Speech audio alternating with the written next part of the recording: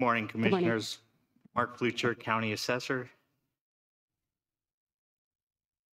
The strategic goal of the Assessor's Office is to leverage technological advances to improve customer service, reduce operating costs, and improve efficiency.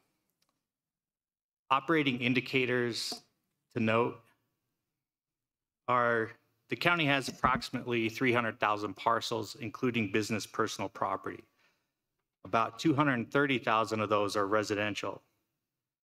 76,000 senior homestead exemption applications have been processed since its inception. Of that, we currently have approximately 36,000 exempted parcels under the program.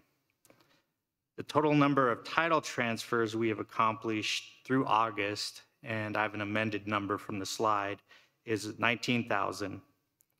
We are on track to process over 30,000. For 2022, we came close to 36,000 title transfers completed. These parcel counts are important metrics in determining the staff needed to handle the new primary residence classification should Proposition HH pass.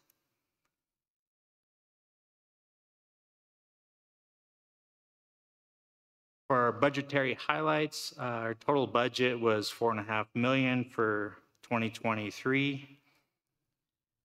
Of that, 92% went to salary and benefits for 46 full-time employees, which includes 25 licensed appraisers.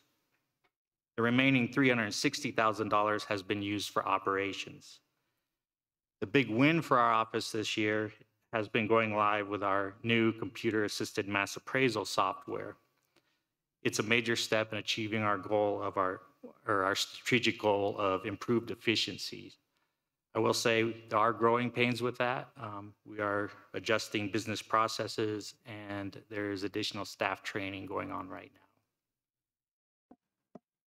For critical needs, the Postal Service increased rates in July, including an increase in the bulk rate of postage from 42.6 cents to 49.8 cents. Our expenditure year to date is $367,000. 57% of that is postage. In the future, it will be necessary to spend more of our operations budget to meet the increased postage costs. In addition, with the increase in population, commercial and construction, especially apartment buildings, I know you've all seen those popping up everywhere throughout the county to meet our housing needs.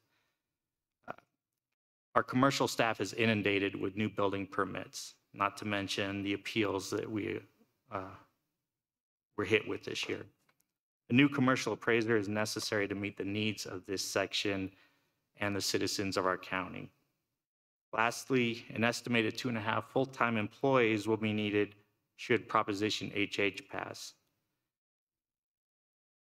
The increase in the size of government directly attributable to the requirement is for handling applications for reclassification as a primary residence. The estimate I used is based on the amount of work our senior homestead coordinator currently does for that program.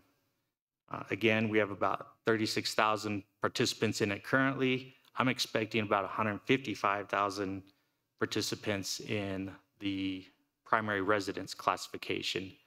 All of those hitting the county at once, should everybody apply at once.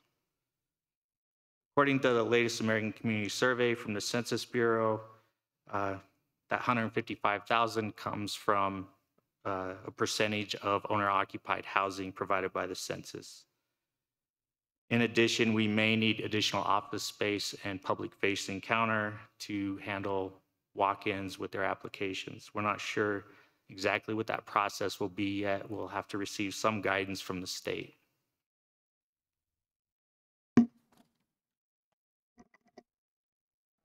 Thank you, Madam Chair. I'll just highlight on that last one. This is what happens when state governments, governors, people who have no idea what they're doing, pass along unfunded mandates to our local governments, and then essentially our taxpayers have to take up and cover all that for poor decisions at the other levels. And so this is what happens when some people think bigger government is better. So thank you for the feedback and the information there. That is correct, Commissioner. And I also noted that in the Blue Book, the Division of Property Taxation at the state level is going to see increases as well from this proposition. For our office, we are requesting an additional $116,500, 25,000 of which would be for postage, 91,500 for an additional commercial appraiser. And I do not have a number for you at this time, but should Proposition HH pass, an additional 2.5 full-time employees. Are there any questions for me? Commissioner Vanderwerf. Yes, thank you. I appreciate Commissioner Gonzalez's point, and to your request here, and maybe it's on the chart and I just missed it, but those 2.5 additional FTEs, what's your, plus whatever other costs that would accrue with Proposition HH, what's your assessment converting that to a dollar cost? It would be based on the salary of our current homestead exemptions coordinator. I don't have her salary offhand, but I can get that for you. I'd be interested in knowing what that number is. All right. Yeah, thank you. Yes. I noticed underneath the improvements to your system, you were looking at ways of taking the United States Postal Service out of the loop, which I appreciate. The Postal Service is actually not under Congress, not under the president. It's in the Constitution itself, and we can see that it has no real accountability to our citizens. So I'm not happy with my local post office, as you can tell. So, but when you say that you're trying to make improvements to allow property owners to opt in for electronic notices, are you looking at emails or text messages? Would be emails, and under statute, we still have to mail to them unless they opt in. So it requires the citizens' participation requesting the opt-in from our office. We're not quite at the point of implementing that, but we hope to first quarter of next year.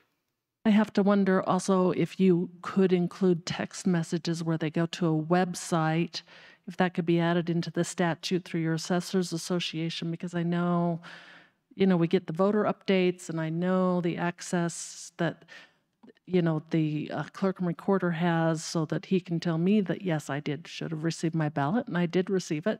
And those kind of text messages that you can opt into so that people can just check on their phones, and that way you don't have to worry about changing my email addresses. But it's just an idea, but I appreciate that, because if we could avoid the post office, I would appreciate it. I will definitely check with our software vendor and see if that's a possibility. Okay, thank you. Any further questions or comments? Thank you very much. Thank you for your time.